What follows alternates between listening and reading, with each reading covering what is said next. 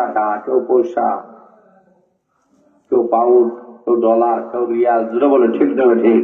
কেউ বলে গাড়ি দেও, কেউ বলে বাড়ি দেও, কেউ যে জমি দেও, এইভাবে চাওয়া শুরু করছে। সবাইকে দেওয়া হলো। বাদশাহ দরবারে একটা কালো দাসী ছিল। তখন সবাই বলে, কালো দাসী তুমি বাদশার কাছে বলো, বললেই তো বাদশা দেবে। কালো দাসী ডাক দেওয়া হয়, আমি আর কি বলবো, আচ্ছা আমার খাবার একটাই আছে। বলে কি? বাদশা চাইবো, আপনি কি দিবেন? বলে হ্যাঁ, আজকে তোমাকে সুযোগ দেওয়া হয়েছে, যা চাইবে তাই দেওয়া হবে। এবার কালো দাসী ডাক দেওয়া হয়, আমি আপনাকে স্বামী হিসাবে চাই। ছোটটা চাইছে না বড়টা? বলেন। এখন বাদশা, আমি তো আগেই বলছি যা চাইবে তাই দেওয়া হবে, তাই হোক তোমাকে স্ত্রী হিসাবে কবুল করে নিলাম। আর সবাইটা দেয়, তুই স্ত্রী হওয়ার লাগে তো ভাগ হইছ কেন? তোমরা জানো না। বলে কি? বলে আমি তো ওনার স্ত্রী হয়ে গেছি, এখন ওনার টাকা পয়সা, ধন সম্পদ, স্থাবর উস্তাবর যা সম্পত্তি আছে সবগুলার মালিক আমি হয়ে গেছে। কথা বলেন আর আসতে বলেন, জুড়ে বলো ঠিক না ঠিক? যে মানুষগুলো রোজা রাখবে, আল্লাহ রাব্বুল আলামিন বলেন রোজা আমার জন্য রাখা হয়। আমি আহকামুল হাকিমিন, রোজার প্রতিদান হয়ে গেলাম। এর মানে হলো রোজা রাখবা, আমি আল্লাহ তোমাদের হয়ে যাব। অতএব যার টাকা লাগবে আমি টাকা দিব, যার পয়সা লাগবে পয়সা দিব, যার জমি লাগবে আমি আল্লাহ জমি দেব, যার ইজ্জত লাগবে আমি আল্লাহ ইজ্জত দিবে। যারা বলে ঠিক না বেঠিক? এই মানুষের যে স্বপ্ন, যে চাহিদা গুলো আছে সবগুলো আমি আল্লাহ রাব্বুল আলামিন পূর্ণ করে দেব।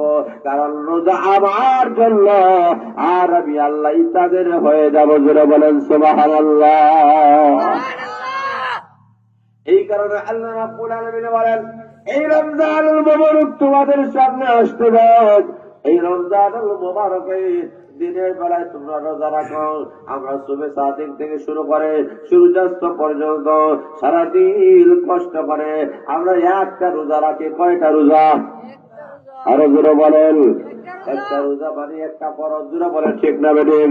8 দিন রাত 24টি ঘন্টা আমাদের সামনে 5 ওয়াক্তের নামাজ ফরজ আছে কি নাই? আরো জোরে বলেন। এই কারণে আসুন লক্ষ্য করে দেখেন, আমাদের সমাজে দেখবেন রমজানুল মুবারক যে আসতেছে, রমজানুল মুবারকে আমরা আমাদের সমাজে তাকাইয়া দেখবেন রোজা রাখতে বলার কোনো অভাব নাই। ছোট ছোট বাচ্চারা পর্যন্ত রোজা রাখে। জুড়ে বলে ঠিক না বেঠিক? কিন্তু রমজানুল মুবারক আসার পরে 5 বেলা নামাজ পড়তে বলার অভাব আছে কি নাই? আছে কি নাই? 5 ওয়াক্তের নামাজের বড় অভাব। দেখবেন রমজান মাসে রোজা রাখে কিন্তু 5 ওয়াক্তের নামাজ ধরে না। যেমনি ভাবে রোজাটাকে আল্লাহ ফরজ করে দিয়েছিল, 5 ওয়াক্তের নামাজ পড়া সুন্নাত বা ফরজ। আরো যারা বলেন। এই কারণে রমজান মাসে শুধুমাত্র কি আমরা রোজা রাখবো না নামাজও পড়বো? রাজি আছেন? সবাই রাজি আছেন ইনশাল্লাহ? নারা দেখবে ইসলাম, ইসলাম। এই কারণে আসুন রমজানুল মুবারকে আমাদেরকে মসজিদে আঁকড়ে ধরতে হবে। মসজিদ কার ঘর? কার ঘর? আল্লাহ রাসূল সাল্লাল্লাহু আলাইহি ওয়াসাল্লাম ঘোষণা করেছেন, কালকে আমাদের কঠিন ময়দানে 7 শ্রেণীর মানুষদেরকে মহান আল্লাহ রাব্বুল আলামিন আরশের ছায়ার নিচে স্থান করে দিবেন। যেই দিন আরশের ছায়া ছাড়া আর কোন ছায়া থাকবে না। আল্লাহ রাসূল বলেছেন, আল ইমামুল আদিলু ওয়াশ-শাবুল সাফি ইবাদাতিল্লাহ ওয়া রাজুলু কলবুহু মুআল্লাকুম বিল মাসাজিদ ওয়া রাজুলান তাহাব্বা ফিল্লাহ ইজতামাআ আলা যালিকা ওয়া তাফাররাকা আলাইহি ওয়া রাজুলুন লাতু ইমরাআতু যাতু মানসাবিন ওয়া জামালিন فقال إني أخاف الله ورجل ذكر الله خاليا ففازت عيناه। আল্লাহ নবী বলেন, কাল আসরের ময়দানে 7 শ্রেণীর মানুষদেরকে মহান আল্লাহ রাব্বুল আলামিন আরশের ছায়ার নিচে স্থান দিবেন। যেই দিন আরশের ছায়া ছাড়া কোনো ছায়া থাকবে না। এর মধ্যে আল্লাহ নবী বলেছেন, ওয়া রাজুলু কলবুহু মুআল্লাকুম বিল মাসাজিদ, এই মানুষের অন্তরগুলা মসজিদের সাথে ঝুলন্ত থাকবে, ওই মানুষগুলাকে মহান আল্লাহ আরশের ছায়া নিচে স্থান দেবেন। জোরে বলেন সুবহানাল্লাহ। আমাদের অন্তরগুলা মসজিদের সাথে ঝুলন্ত থাকার দরকার আসেনি? কথা বলে আসেনি? মসজিদের সাথে ঝুলন্ত থাকার মানে হলো ফজর নামাজ পড়ছেন, উনি কাম কাজে গেছেন, ব্যবসা বাণিজ্য চাকরি অথবা কৃষি ক্ষেত্রে গেছেন, কিন্তু মনে বড় টান কখন জোহরের আজান হয়ে যাবে। জোহরের নামাজ পড়ে আবার চলে গেছেন, আসরের জন্য অপেক্ষমান, আসরের নামাজ পড়ে আবার চলে গেছেন, মাগরিবের জন্য অপেক্ষমান, মাগরিবের নামাজ পড়ে আবার চলে গেছেন, এশার নামাজে চলে এসেছেন, এশার নামাজ পড়ার পরে বাড়ি থেকে ঘুমাইছেন, কিন্তু বারবার ঘুম থেকে উঠেন কখন যেন আজান হয়ে যায়। যেন বলে ঠিক না ঠিক? আল্লাহ রাসূল বলেন এইভাবে যাদের অন্তরটা সব সময় মসজিদের সাথে ঝুলন্ত থাকে, ওই মানুষগুলাকে হাসরের ময়দানে আরশের ছায়া নিচে স্থান দেওয়া হবে। যেন বলে সুবহানাল্লাহ। মসজিদের দরকার আসেনি? কথা বলে আসে নাই? মসজিদের সাথে সম্পর্ক রাখতে হবে। কথা বলে ঠিক না ঠিক? মসজিদটাকে আবাদ করিতে হবে।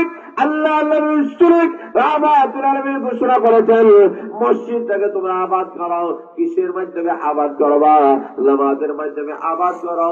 ওরে উম্মতের বান্দারা, তোমরা যদি মসজিদে আসে নামাজ পড়ো, আল্লাহর পরে যদি নামাজ পড়ো, কিয়ামতের কঠিন ময়দানে ওই মসজিদ গুলা সুপারিশ করবে। আল্লাহ রাব্বুল আলামিন বলবেন, মসজিদ গুলা রেখে আপনাকে জান্নাতের মেহমান হবে না। কিয়ামতের কঠিন ময়দানে ওই মসজিদ গুলা সুপারিশ করে প্রত্যেক মুসল্লিদেরকে দিয়ে আল্লাহর তৈরি জান্নাতের মেহমান হয়ে যাবে।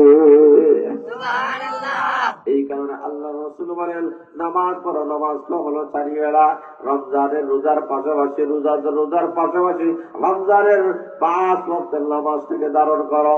5 ওয়াক্ত নামাজ কখনো ছাড়া যাবে না। আল্লাহ রাসূল বলেন, 5 ওয়াক্তের যদি নামাজ পড়তে পারো, আল্লাহ বল হাফাজ আলা সালাত আকরামাহুল্লাহু তাআলা আনহু বিখামস রিসালিল ইরফাউ আনহু যিকুল আইস ওয়া আযাবুল কবর ওয়া ইউতিহিল্লাহু কিতাবাহু বিয়ামিনিহি ওয়া ইয়ামুরু আলা সিরাতি কালবার ওয়া ইয়াদখুলুল জান্নাতা বিগাইরি হিসাব। আল্লাহ নবী বলেছেন, তোমরা যে 5 বেলা নামাজ পড়তে পারো, মহান আল্লাহ তোমাদেরকে 5টা পুরস্কারে পুরস্কৃত করবেন। সুবহানাল্লাহ। পুরস্কার কয়টা?